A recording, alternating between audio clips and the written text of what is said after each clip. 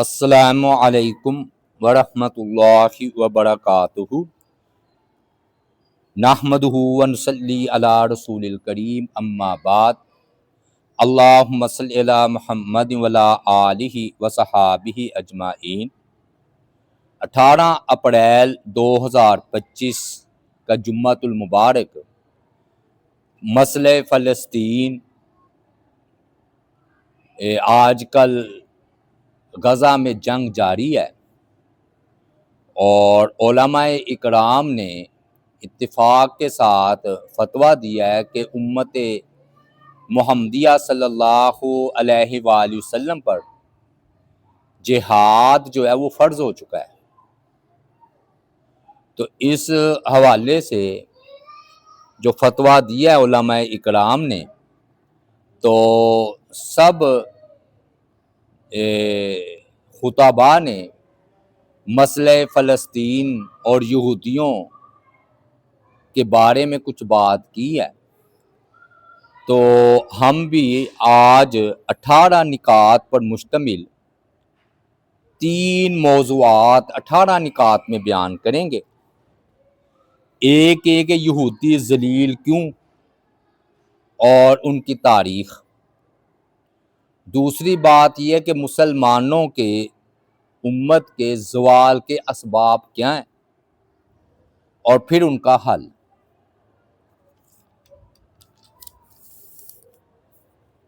اب پہلا سبق یہ ہے، نقطہ، کہ اللہ تعالیٰ نے فرمایا وَأَنِّي فَضَّلْتُكُمْ عَلَى الْعَالَمِينَ، کہ بے شک ہم نے فضیلت دی تمام جہانوں پر بنی اسرائیل اور یہودی کو۔ یہ کس وقت کی بات ہے؟ یہ جب کہ امت محمدیہ نہیں آئی تھی۔ اب امت محمدیہ صلی اللہ علیہ وآلہ وسلم افضل ترین جو ہے وہ امت ہے۔ تو اللہ تعالیٰ کی ذات پاک نے فرمایا کہ میں نے تم کو فضیلت دی ہے تمام جو ہے وہ جہانوں پر۔ تو جتنا کسی کا احسان ہوتا ہے اتنا ہی اس کا شکریہ جو ہے وہ ادا کیا جاتا ہے۔ اللہ تعالیٰ کے ان پر سب سے زیادہ احسانات ہوئے ہیں، لیکن یہ اتنی ہی ناشکری قوم تھی۔ من صلوہ اللہ تعالیٰ نے ان پر نازل کیا، تمام انبیاء علیہ السلام ان میں بھیجے، کتابیں ان میں آئیں، جہاد ان پر فرض ہوا تو یہ بزدل بن کر بیٹھ گئے۔ تو یہ جو ہے نا ناشکری قوم ہے۔ دوسری بات، اللہ تعالیٰ کی ذات پاک نے فرمایا لعین الذین کفروا من بنی اسرائیل علی لسان داؤد وعیسی ابن مریم، کہ اللہ تعالیٰ کی ذات پاک نے فرمایا کہ اللہ تعالیٰ کی ذات پاک نے بنی اسرائیل میں جن لوگوں نے کفر کیا، اللہ تعالیٰ نے داؤد علیہ السلام اور عیسیٰ بن مریم کی زبانی ان پر لعنت کی ہے۔ اور یہ کیوں کہا کہ ہم نے عیسیٰ بن مریم کی زبان سے ان پر لعنت کی ہے؟ ایک نرم آدمی ہو کر لعنت کرے نا، تو یہ زیادہ خطرے والی بات ہوتی ہے کہ ایک بندہ غصے والا ہے، بدتمیز ہے، تو اس سے تو لوگ توقع کرتے ہیں کہ یہ بات انہوں نے ایسے کرنی ہے۔ لیکن حضرت عیسیٰ علیہ السلام بڑے نرم دل، اور بلکہ ان کے بارے میں انجیل میں سچی بات ہے، جھوٹی اللہ ہی جانتا ہے۔ وہ کہتے ہیں دایاں کوئی گال آگے کرے تو بایاں گال بھی آگے کر دو، تمہارا کوئی چوغا پکڑے تو لباس اس کو دے دو۔ جہاد ان کی شریعت میں نہیں تھا، اس کے باوجود جو ہے نا عیسیٰ علیہ السلام نے ان پر لعنت کی ہے۔ اور پھر کہتے ہیں نا بتاؤ اینڈ کیا ہوا؟ یاد رکھیے عیسیٰ علیہ السلام بنی اسرائیل کے آخری رسول ہیں۔ آخری رسول نے بھی لعنت کی ہے۔ تو اب آپ خود اندازہ لگا لیں۔ پھر ان کا حال یہ ہے، اللہ تعالیٰ کی ذات پاک نے فرمایا تیسرے پوائنٹ میں کہ وَغَضِبَ عَلَيْهِ، ان پر اللہ کا غضب نازل ہوا ہے۔ وَجَعَلَ مِنْهُمُ الْقِرَدَةَ وَالْخَنَازِيرَ وَعَبَدَ الطَّاغُوتَ أُولَٰئِكَ شَرٌّ مَّكَانًا وَأَضَلُّ عَن سَوَاءِ السَّبِيلِ، کہ اللہ کا غضب جو ہے ان پر نازل ہوا، ان میں سے بندر بن گئے، خنزیر بن گئے، اور طاغوت کی انہوں نے غلامی اختیار کی، اور بدترین ہے مکان کے حوالے سے، اور سیدھے راستے سے یہ بھٹک گئے ہیں۔ اب اتنی اعلیٰ قوم، لیکن حالتیں ان کی دیکھی جائیں تو ان میں بندر بنا دیے گئے، خنزیر بنا دیے گئے، یعنی کہ یہ انسان بننے کے بھی لائق نہیں تھے۔ تو اللہ تعالیٰ کی ذات پاک نے ان کو بندر اور خنزیر جو ہے وہ بنا دیا۔ چوتھی بات، اللہ تعالیٰ نے فرمایا کہ مَا تَبِعُوا قِبْلَتَک، کہ یہ آپ کی پیروی کرنے والے نہیں ہیں۔ وَمَا أَنْتَ بِتَابِعٍ قِبْلَتَهُمْ، اور نہ ہی آپ ان کے قبلے بیت المقدس کی پیروی کرنے والے ہیں، آپ کا اللہ نے بیت اللہ قبلہ بنا دیا۔ وَمَا بَعْضُهُمْ بِتَابِعٍ قِبْلَةَ بَعْضٍ، اور یہ آپس میں بھی ایک دوسرے کے قبلے کی تابع داری کرنے والے نہیں ہیں۔ مطلب اس کا یہ ہے کہ یہودی ہیں اور عیسائی ہیں۔ یہودی صخرہ مقام کی طرف رخ کر کے نماز ادا کرتے ہیں، اور عیسائی جو ہیں وہ نماز ادا کرتے ہیں اس کے مشرقی حصے کی طرف۔ مطلب یہ بنی اسرائیل ہو کر ان کا قبلہ ایک نہیں ہے۔ یاد رکھیے یہودیوں میں اختلاف زیادہ تھا،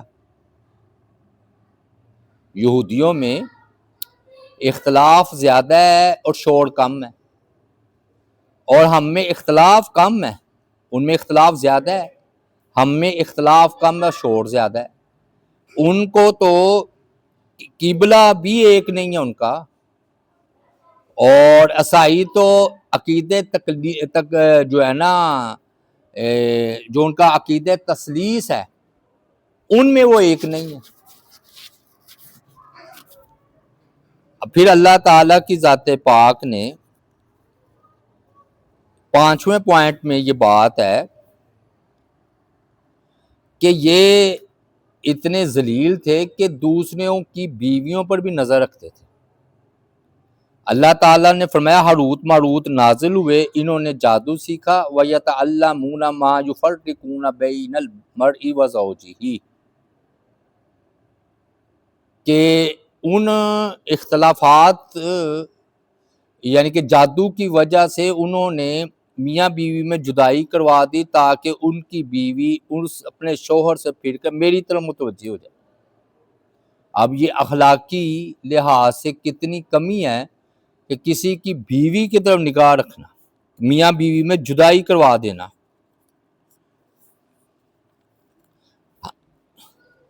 پھر چھٹی بات یہ ہے کہ ان کی کتاب بھی خالص نہیں ہے، انہوں نے اپنی کتاب کو بھی بدل کر رکھ دیا۔ اللہ تعالیٰ کی ذات پاک نے فرمایا وَلَا تَلْبِسُوا الْحَقَّ بِالْبَاطِلِ وَتَكْتُمُوا الْحَقَّ وَأَنْتُمْ تَعْلَمُونَ، کہ تم حق کو باطل کے ساتھ نہ ملاؤ اور تم حق کو چھپاتے ہو حالانکہ تم جانتے ہو۔ مثلا رجم میں امیر کے لیے قانون کچھ اور، غریب کے لیے کچھ قانون اور۔ غریب آ گیا کہتے جی رجم کر دو، شادی شدہ ہے تو اس نے زنا کیا ہے تو رجم کر دو، پتھر مار مار کر مار دو۔ امیر آدمی آیا ہے تو کہتے ہیں ٹھیک ہے منہ کالا سیاہ کرو، گدھے پر سوار کرو اور پورا ایک چکر لگاؤ، گناہ معاف ہو جائیں گے۔ پھر نبی علیہ الصلوۃ والسلام کی جو صفات تھی ان کو بدل ڈالا، یعنی کہ تحریف انجیل انہوں نے کی، تو اللہ تعالیٰ کی ذات پاک نے اس کی نفی فرمائی۔ ہمارے ہاں کہتے ہیں جی چیزیں بڑی خالص دیتے ہیں، تو رات تو اپنی خالص رکھ نہیں سکے۔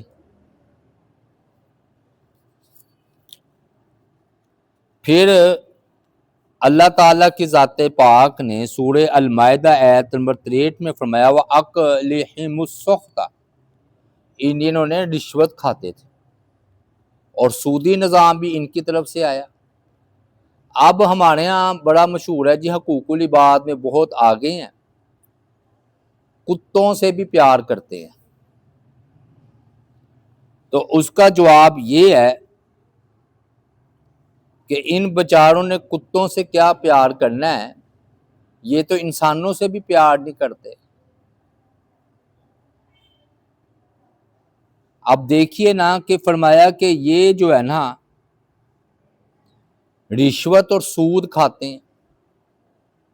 IMF والوں نے پیچھے آئے تھے نا تو سود دے کر گئے ہیں، دیکھیں لوگوں کے کیسے پسینے جاری کیے ہیں، بلکہ کئیوں نے خودکشی کر لی ہے بل نہ دینے کی وجہ سے، پیسے ہی نہیں تھے۔ اتنا انہوں نے ظلم ڈھایا اور پوری دنیا کے نظام کو انہوں نے سود میں جگڑ رکھا ہے، اور ماں باپ کی باری آئی تو اولڈ ہوم بنا دیے کہ ہماری جوانی عیاشیوں میں کوئی فرق نہ پڑے۔ پھر بے حیائی انہوں نے پھیلائی، اور جو بندہ بے حیا ہوتا ہے وہ گھر نہیں آباد کر سکتا۔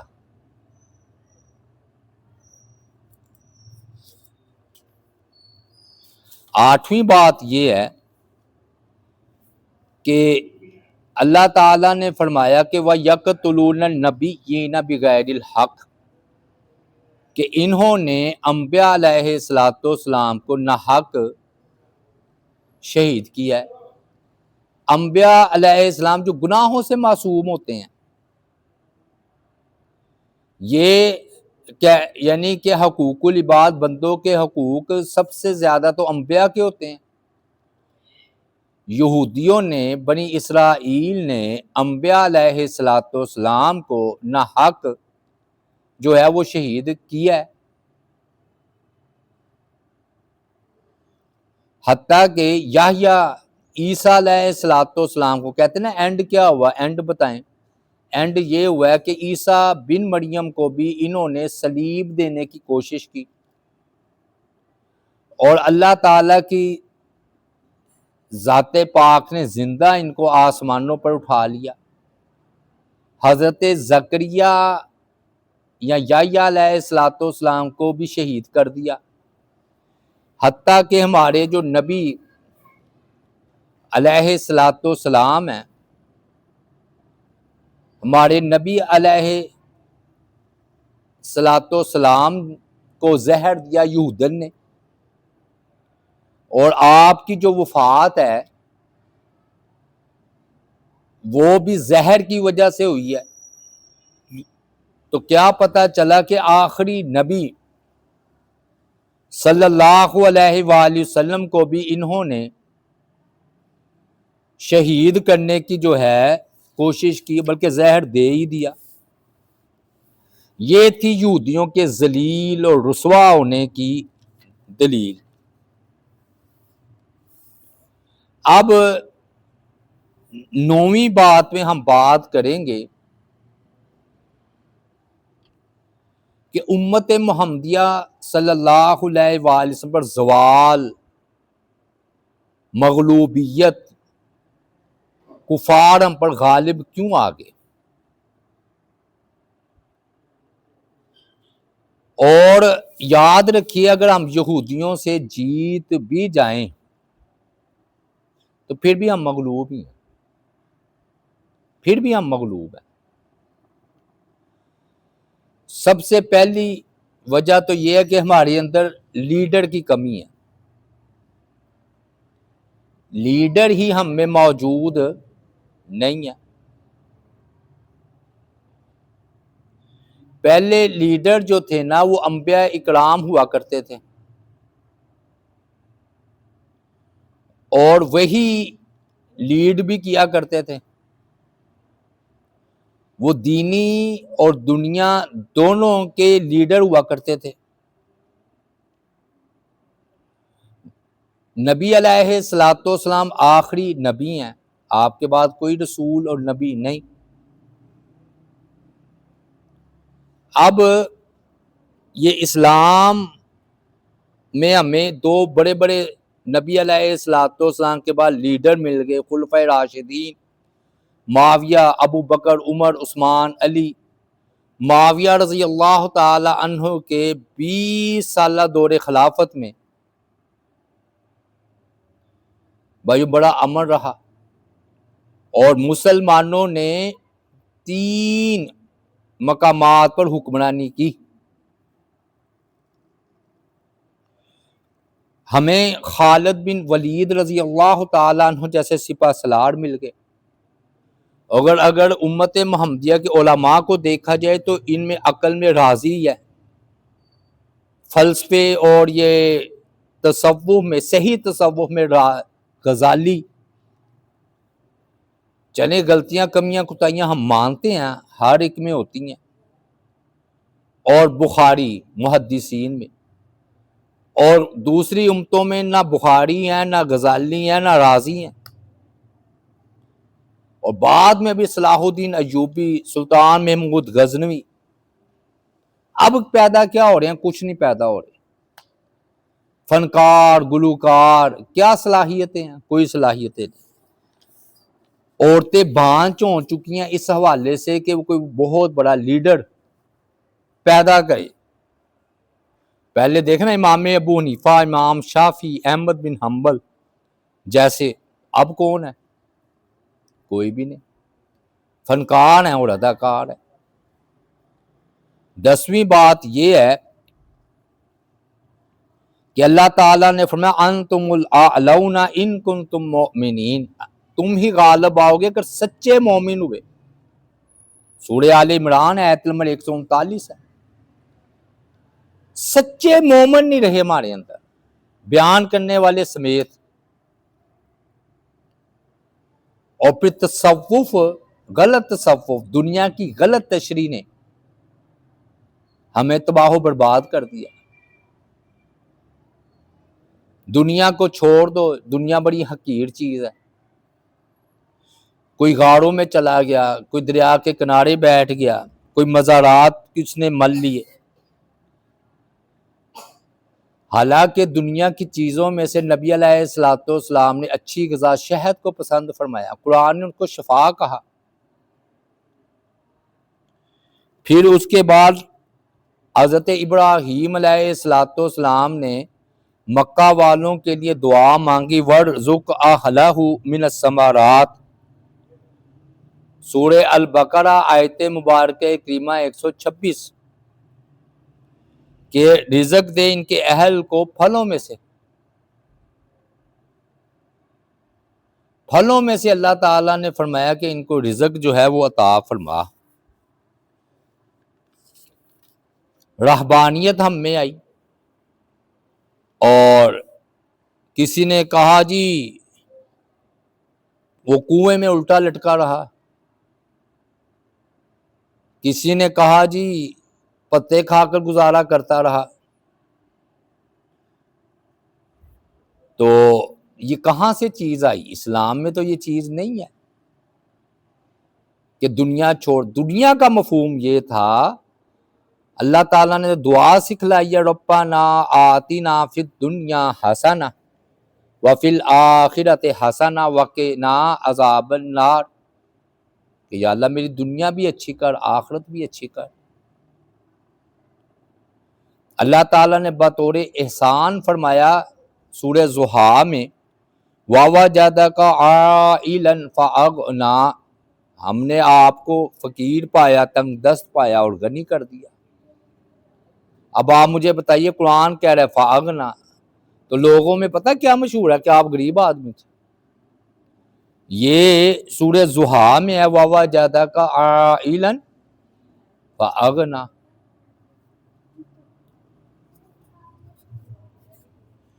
پھر یہ جو وراثت والا معاملہ ہے نبی علیہ السلام کا، جو فاطمہ نے حصہ مانگا تھا، کچھ تھا تو حصہ مانگا ہے۔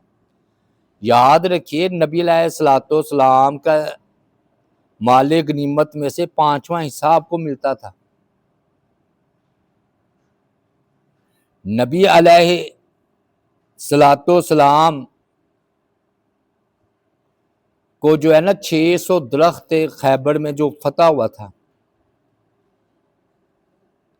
آپ صلی اللہ علیہ وسلم پورے سال کا غلہ راشن اپنی بیویوں کو دیا کرتے تھے۔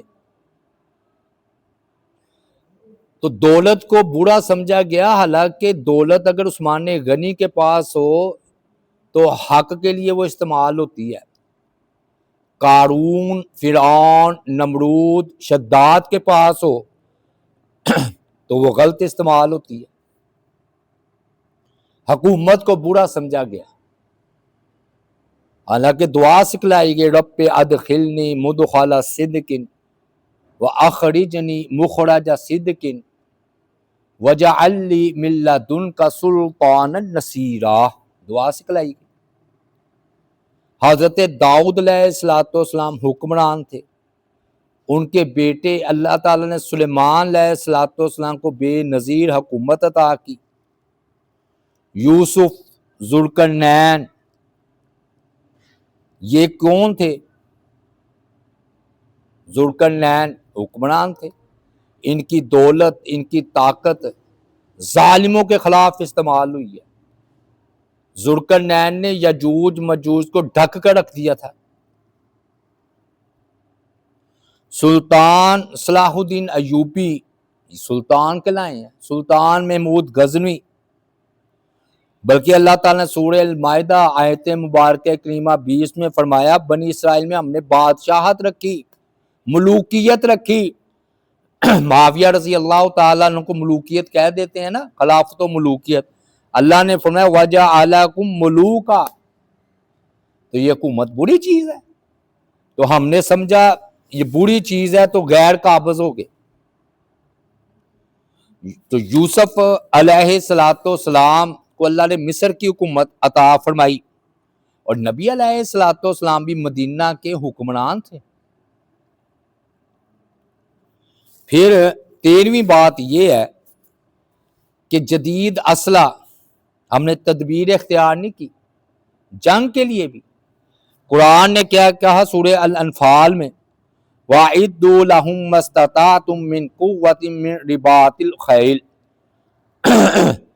جتنی بھی ممکن ہو سکے تیاری رکھو قوت کے ساتھ، بندھے ہوئے گھوڑوں کی شکلوں میں۔ اس وقت گھوڑے تھے، بعد میں مجنیق، بڑی بڑی جدید اسلحہ، توپیں تک آئیں، مسلمانوں نے بنایا۔ بلکہ بحری بیڑا مسلمانوں میں سے معاویہ رضی اللہ تعالیٰ عنہ کے دور میں بنا، اور اس بات کی پرواہ نہیں کی کہ ہمیں فن ہنر کہاں سے ملتا ہے، جہاں سے بھی ملے۔ حدیث ہے چاہے وہ ضعیف ہے کہ حکمت مومن کا گم شدہ مال ہے، جہاں سے وہ پائے وہ زیادہ حقدار ہے۔ سلمان فارسی رضی اللہ تعالی عنہ، انہوں نے خندق کا طریقہ بتایا۔ خندق کا آپ نے نہیں کہا یہ فارسیوں کا طریقہ ہے۔ 10,000 کا لشکر آیا ابو سفیان اپنی قیادت میں لے کر، مٹی کا ڈھیر ثابت ہوا، ادھر ہی ختم ہو گیا۔ یعنی کہ آپ نے فارسیوں کا طریقہ استعمال کیا ہے خندق کا، پتہ نا خندق وہ کھود کر۔ حضرت یوسف علیہ السلام نے 7 سال جو قحط پڑنا تھا نا، اس کی تدبیر بتائیے کہ ایسے کرنا تو قحط دور ہو جائے گا۔ شیطان نے آیت الکرسی بتائی ہے، نبی علیہ السلام نے یہ نہیں کہا شیطان ہے، فرمایا بندہ جھوٹا ہے، بات سچی کر گیا ہے۔ اور اسی سے متعلقہ 15واں یا 14واں پوائنٹ یہ ہے کہ جدید اسلحہ ہم نے کیا کیا، ہم نے یہ سمجھا کہ بس یہ جب افغانستان پر حملہ کیا نا امریکہ نے، رات کا ٹائم تھا، تو مجھے کسی بھائی نے بتایا کہ باجی علم تارا کیف فعل ربک کا بھی اصحاب الفیل پڑھ کے پھونک مارو وہ جہاز گر جائے گا. لو یہ حال تھا مسلمانوں کا، اور وہ آئے ہیں، انہوں نے 2-3 دنوں میں وہ مارا اور قابض ہو گئے. پھر جو کہتے ہیں نا جی یہ روس سے ہم نے جنگ جیتی، وہ پیچھے تو امریکہ تھا، اس نے بھی اپنا اسلحہ دیا، وہ بھاگ گیا. مطلب یہ ہے کہ اب میزائل کا جو معاملہ ہے اب تیار کیا ہے، تو اب کتنی جنگیں ہوئی ہیں جی ہماری ہندوستان کے خلاف. پھر 15ویں بات یہ ہے کہ بھائیو ہمیں باصلاحیت ہنر والے افراد کی خدمات حاصل کرنی چاہیے. اس کی آپ دلیل دیکھیں دنیاوی طور پر. امریکہ میں ڈاکٹر ادھر بنے، انجینئر ادھر بنے، پتہ ادھر سہولیات نہیں ہیں، تو اپنی خدمات جا کے امریکہ، کینیڈا، جدید ممالک میں جا کر پیش کرتے ہیں. کیوں؟ وہ سہولتیں دیتے ہیں، شہری بناتے ہیں، بیوی دیتے ہیں. تو پھر بندہ اپنی زندگی کو آرام دہ کرنے کے لیے وہ پھر ادھر چلے جاتے ہیں. حضرت یوسف علیہ السلام بادشاہ تھا نا، اس نے نہیں کہا کنعان کا ہے یا مصر کا ہے، اس نے کہا یوسف علیہ السلام کو بلاؤ. جب بات کی یوسف علیہ السلام سے تو استخلصہ لنفسی، تو اپنے لیے انہوں نے ان کو مخلص کر لیا اپنی جان کے لیے، اور جب بات کی تو ان کو بڑا عقل مند پایا. اب ہمارے دور میں ہونا یہ چاہیے کہ ہم بھی ان کے صلاحیت والے افراد کو خریدیں اور پاکستان کی ترقی میں ان کو کردار وہ ادا کریں، بجائے اس کے کہ ہمارے ڈاکٹر، ہمارے انجینئر باہر جا کر باہر والوں کی کمپنیوں کے لیے خدمات کریں. ان کو تو ادھر ہی وہ سہولیات حاصل ہونی چاہیے. پھر 15واں پوائنٹ کر لیں یا 14، کہ ہم نے یہ سمجھا کہ ہر کافر ہمارا دشمن ہے. حالانکہ ایسی بات نہیں ہے. ہر حربی کافر جن سے ہماری جنگ ہوتی ہے وہ ہمارا دشمن ہے. اسلام نے کہا تم نے ان کے ساتھ لڑنا ہے جو تمہارے ساتھ لڑے. آپ دیکھیے سورہ روم میں اللہ تعالیٰ نے فرمایا یفرح المؤمنون، جب 7 یا 9 سالوں کے اندر روم پھر غالب آئے گئے تو مومنین خوش ہوں گے. قرآن مجید میں سورہ روم ہے، رومی عیسائی تھے، اور فرمایا صحابہ کرام خوش ہوں گے. یہ اس لیے کہا یفرح المؤمنون کہ مسلمانوں کی ہمدردیاں عیسائیوں کے ساتھ تھی کہ چاہے کچھ بھی ہو اہل کتاب تو ہیں. اور مشرکین مکہ کی جو تھی نا ہمدردیاں وہ مجوسیوں کے ساتھ تھی، وہ آگ پرست تھے. تو آپ دیکھیے تو غیر مسلم تھے نا، غیر مسلم رومی، تو مسلمانوں نے رومیوں کے ساتھ اپنی ہمدردیاں رکھی. تو یہ کہنا کہ ہر کافر ہمارا دشمن ہے اور ہم نے ان سے دشمنی ہی رکھنی ہے، یہ بات ٹھیک نہیں ہے. جنگ کرنے والے دشمن کافر اور غیر دشمن میں فرق کرنا ہوگا.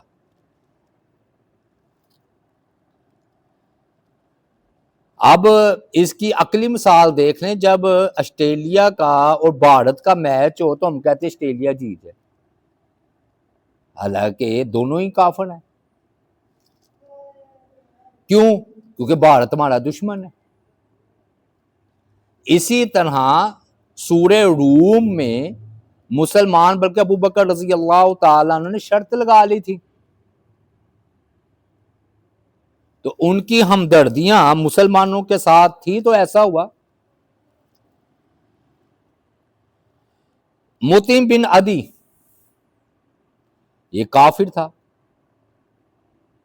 جب نبی علیہ الصلوۃ والسلام تبلیغ کے لیے طائف گئے ہیں تو جب واپسی ہوئی تو کافروں نے کہا ہم نے آپ کو مکہ میں داخل ہی نہیں ہونے دینا۔ پھر اس وقت پناہ کا رواج تھا کہ قبیلے والوں کو یا سردار پناہ دیتا تھا۔ تو مطعم بن عدی ایک کافر تھا، نبی علیہ الصلوۃ والسلام اس کی پناہ میں مکہ میں داخل ہوئے،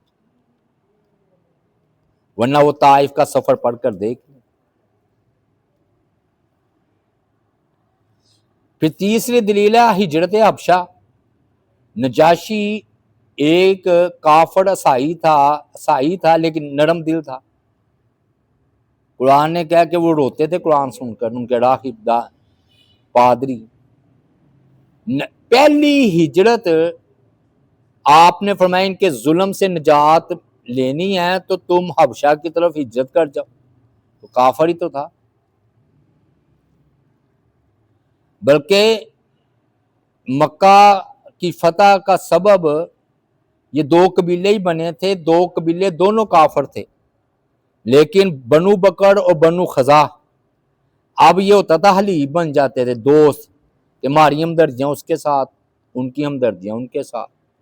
بنو بکر جو ہے وہ مشرکین مکہ کا حلیف، دوستی، حمایتی بن گیا ہے، جیسے چائنا ہے آج کے دور میں۔ اور بنو خزاع جو ہے وہ مسلمانوں کے حمایتی تھے، کافر۔ بنو بکر نے مل کر جو حملہ کیا بنو خزاع پر، مشرکین مکہ کے ساتھ مل کر، تو بنو خزاع والے شکایت لے کر مدینہ آئے تو آپ نے معاہدہ ٹوٹ کے تمہارا دوست میرا دوست، تمہارا دشمن میرا دشمن۔ پھر نبی علیہ الصلوۃ والسلام نے مکہ پھر فتح ہوا ہے۔ آج بھی اس بات کی ضرورت ہے کہ ہم جو لڑنے والا کافر ہے اس کا اور جو نہیں لڑتا اس کا فرق محسوس کریں۔ اگر آپ نے اسلامی جنگوں کے حالات پڑھے ہیں اس میں یہ تھا کہ اسلامی فوجوں میں غیر مسلم،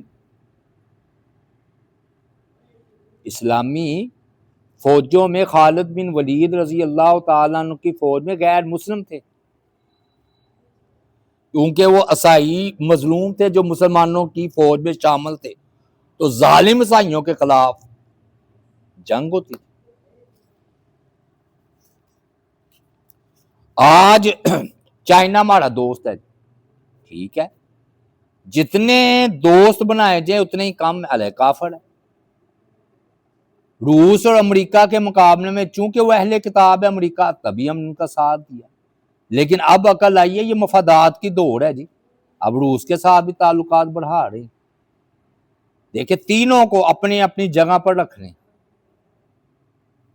ٹھیک ہے، یعنی کہ ہمارے زوال کے اسباب میں سے یہ بھی سبب ہے کہ ہم نے ہر ایک کو اپنا دشمن سمجھا۔ تو میں نے دلیلیں دے دی۔ پھر 15ویں بات یہ ہے کہ ہماری مغلوبیت کے اسباب میں سے غداری اور منافقت ہے۔ نبی علیہ الصلوۃ والسلام نے دعا کی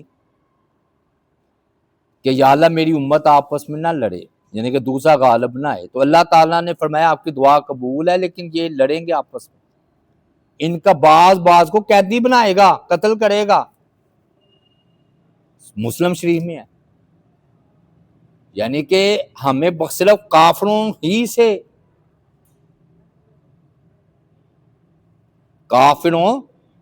سے ہمیں یہ مسئلہ نہیں ہے کہ وہ ہمارے دشمن ہیں، ہم مسلمانوں میں غداری منافقت موجود ہے، فرمایا یہ ایک دوسرے کو ہلاک بھی کریں گے۔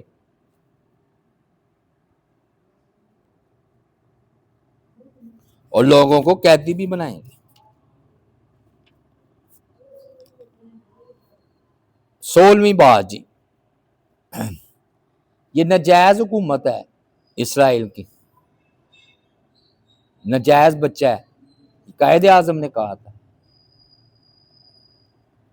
قرآن کیا کہتا ہے سورہ آل عمران میں آیت مبارکہ کریمہ 112 میں، وَضُرِبَتْ عَلَيْهِمُ الذِّلَّةُ أَيْنَمَا ثُقِفُوا إِلَّا بِحَبْلٍ مِّنَ اللَّهِ وَحَبْلٍ مِّنَ النَّاسِ، کہ ان پر ذلت مسلط ہو گئی ہے جہاں بھی یہ جائیں گے، ہاں دو شکلوں میں یہ ذلت سے نجات پا لیں گے، ایک یہ کہ اسلام قبول کر لیں، اللہ بحبل من اللہ، اللہ کی رسی کو تھام لیں، یعنی کہ اسلام، ٹھیک ہے ذلت ختم۔ دوسرا ہے رہیں یہودی لیکن لوگوں کی اس کو پناہ حاصل ہو، وحبل من الناس، پھر یہ کھڑے ہو سکتے ہیں۔ لوگ پوچھتے تھے قرآن کہتا ہے کہ ان کی تو حکومت ہو نہیں سکتی، جہاں بھی جائیں گے ذلیل ہوں گے، تو پھر علماء نے مطلب سمجھایا کہ آگے وہ حبل من الناس بھی تو ہے کہ لوگوں کا سہارا۔ اب امریکہ پیچھے کھڑا ہے، کھڑا ہے کہ نہیں کھڑا؟ تو اس وجہ سے یہ بھی کھڑا ہے، یہ لاکھوں میں ہے، لاکھوں میں، تو ہم کروڑوں میں ہیں۔ 57 ممالک ہیں مسلمانوں کے، میں کہا کرتا ہوں پیشاب کرے نا کھڑے ہو کر سارے مسلمان تو یہ ڈوٹ جائیں، سارے یہودی۔ لیکن کیا ہے ہمارے اندر وہی بات منافقت اور غداری ہے، ہم ایک نہیں، ہمارے مفادات ایک نہیں ہیں۔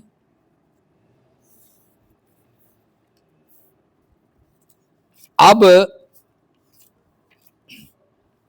کہتے ہیں نا کہ بھی دشمن تو سارے ہیں، تو دشمن سب سے بڑا کون ہے ہمارا؟ یہ قرآن کہہ رہا ہے۔ اللہ تعالیٰ کی ذات پاک نے فرمایا لَتَجِدَنَّ أَشَدَّ النَّاسِ عَدَاوَةً لِلَّذِينَ آمَنُوا الْيَهُودَ وَالَّذِينَ أَشْرَكُوا، فرمایا کہ ضرور آپ پائیں گے شدت سے لوگوں کی عداوت کے لحاظ سے جو لوگ ایمان لائے نا مسلمانوں کے خلاف، سب سے زیادہ شدت میں دشمنی کے لحاظ سے الیہودا، یہودی کو، اور پھر میں مشرکین کو۔ یہودی دشمن نمبر 1 ہے۔ کہتے سام جا رہا ہو ایک یہودی ہو تو سام کو چھوڑ دو، یہودی کو مار دو۔ اور آپ دیکھ لیجئے ان کو مار پڑتی رہی ہٹلر سے فلان سے، ذرا اکٹھے ہوئے تو کیا حال کیا، لگ گیا پتہ۔ بھئی دشمن کو طاقتور نہیں بنانا چاہیے، اونٹ اندر مالک باہر، انہوں نے جگہ دی ان کو کہ چلو آ جاؤ آباد ہو جاؤ، دیکھا نا آہستہ آہستہ فلسطینی ختم۔ اور اللہ تعالیٰ کی ذات پاک نے نماز میں ان کا ذکر رکھ دیا یہودیوں کا، 2 پوائنٹ آخری، آپ حیران ہوں گے کہ وہ کیسے؟ غیر المغضوبی سے کون مراد ہے؟ علیہم الضالین، ترمذی کی روایت ہے یہودی اور عیسائی۔ ہم ہر نماز میں کہتے ہیں یا اللہ میں یہودیوں کا راستہ نہ دکھلا، نہ عیسائیوں کا، لیکن دیکھ لے یہ مسلمان ہیں کہ جنہیں دیکھ کے شرمائے یہود۔ اقبال نے کہا یعنی کہ ہمارے اتنے گردوت کندے ہیں کہ یہودی ہمیں دیکھ کے شرما رہے ہیں کہ یہ مسلمان ہے۔ تو نماز میں ہم کیا کہتے ہیں؟ غیر المغضوب، کہ یا اللہ ہمیں تو دشمن یعنی کہ یہودیوں کا راستہ نہ دکھلا۔ یہ تو تھا 2 چیزیں ہم نے بتائیں کہ یہودیوں کی تاریخ کے اتنے ذلیل کیوں ہوئے، دوسرا ہم نے مسلمانوں کی مغلوبیت کے موٹے موٹے اسباب بتائے۔ اب ہم بتاتے ہیں کہ ان سے مقابلہ کیسے کرنا ہے، لیکن کریں گے تو ہوگا نا، باتوں سے تو کچھ نہیں ہوتا، صرف 4 چیزیں اگر ہم کر لیں تو ہر دشمن پر ہم غالب آ جائیں گے، صرف یہودی نہیں۔ پہلا کام کرنے والا مطلب اتنی چیزیں، حل کیا ہے؟ کرنسی ایک ہو جائے۔ وہ کیا مطلب؟ 57 ممالک ہے نا مسلمانوں کے، تو یہ نہیں ہے یہ پاکستان کی کرنسی ہے، یہ افغانستان کی، یہ بنگلہ دیش کی، یہ عرب کی ریال نہ، سب کی کرنسی ایک ہو جائے. یہ مسلمانوں کی کرنسی، ڈالر ہوا میں بھی نظر نہیں آئے گا اڑتا، پتہ ہی نہیں چلے گا گیا کدھر ہے. اتنے ہم طاقتور ہو جائیں گے. مسئلہ کیا ہے؟ یہ پاکستان کی کرنسی، یہ افغانستان کی، بے پتہ ہے کہ بھی یہ سب مسلمانوں کا یہ ویزے ختم ہو، مسلمان آئے جائیں ایک دوسرے کے ملکوں میں کھلم کھلا، تاکہ تعلیم، پہلے پتہ کیوں تعلیم عام تھی؟ ویزے نہیں تھے، آتے جاتے تھے، وہ اس کے ملک چلا گیا. دیکھا نہیں آپ نے سلف صالحین نے سفر کیا، کبھی مصر، کبھی بغداد، کبھی عراق، کبھی شام، گئے کہ نہیں گئے؟ اتنی سختیاں نہیں تھی، تعلیم حاصل کرنے کے لیے میدان کھلا تھا. اور آج یہ ہے کہ بھائیو کرنسی ایک ہو جائے، مسلمان کا ایک دوسرے کے پاس آنا جانا ہو، تعلیم اور تربیت ایک دوسرے سے فنون اور علوم و فنون سیکھیں. دوسرا، مشترکہ فوج ہو مسلمانوں کی، مثلا یہ پاکستان کی فوج ہے، یہ افغانستان کی، سننا یہ کیا جنرل ہے، انہیں کہتے 41 ملکوں کا اتحاد، کہاں ہے؟ 25% صرف فوج لے لے، 25% صرف فوج لے لے ہر مسلمان کی، باقی تو اپنا اپنا رہے. پھر وہ اکٹھے ہو کر یہ کہیں کہ اس کے خلاف لڑنا، ہر ایک کافر کو پتا ہو، یہودی، عیسائی، ہندو کو پتا ہو، یہی 3 بڑے ہیں نا، کہ ان سے ٹکر لینا، 57 ملکوں سے ٹکر لینا. اور یہ طریقہ ہم نے کافروں سے سیکھا ہے. ابو سفیان آگے ہم پیر سے انشاءاللہ غزوہ خندق شروع کر رہے ہیں نا، تو اس میں یہ چیز آ جائے گی. ٹھیک ہے، غزوہ خندق میں تو وہ 10,000 کا لشکر نہیں لے کر آیا تھا، سارے قبیلے حالانکہ لڑتے مرتے تھے آپس میں، مسلمانوں کے خلاف ایک ہو گئے. نبی علیہ السلام نے بھی فارسیوں کا طریقہ خندق استعمال کر کے بیکار کر کے ان کو رکھ دیا. پھر تیسری بات جو میں نے کہا، غداری ختم ہو جائے. جہاں بھی آپ کو مسلمانوں کی شکست نظر آئے گی، 80% پیچھے غداری نظر آئے گی. چلو 100% نہ کہو، جنہوں نے مسلمانوں کے غدار پڑھے ہیں، جنگوں کے حالات، انہیں پیچھے غداری کھڑی نظر آئے گی. سلطان ٹیپو کو دیکھ لیں، صلاح الدین ایوبی کو دیکھ لیں، سلطان محمود غزنوی کو دیکھ لیں. اپنوں ہی میں سے اگر کوئی بگڑتا ہے تو حالات. عبداللہ بن ابی کو دیکھ لیں، اپنا منافق، غداری ختم ہو جائے. لیکن یہ ہو نہیں سکتی، کیونکہ نبی علیہ السلام نے دعا کی تھی، یا اللہ میری امت آپس میں نہ لڑے. اللہ نے کہا یہ نہیں دعا قبول، یہ ایک دوسرے کو قیدی بھی بنائیں گے، قتل بھی کریں گے. مسلم شریف کی حدیث ہے.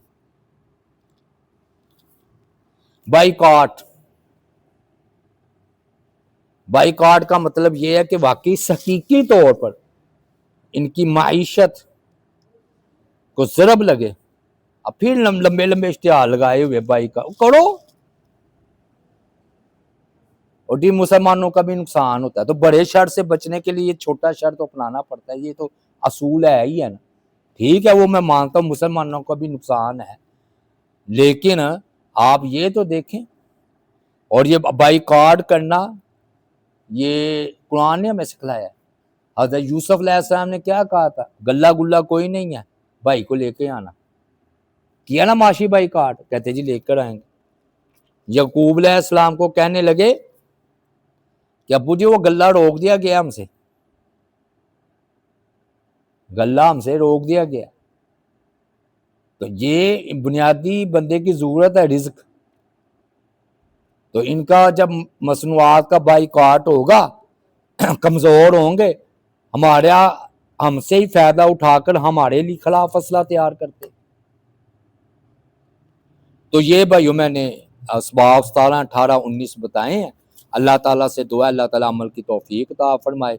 وما علینا الا البلاغ المبین.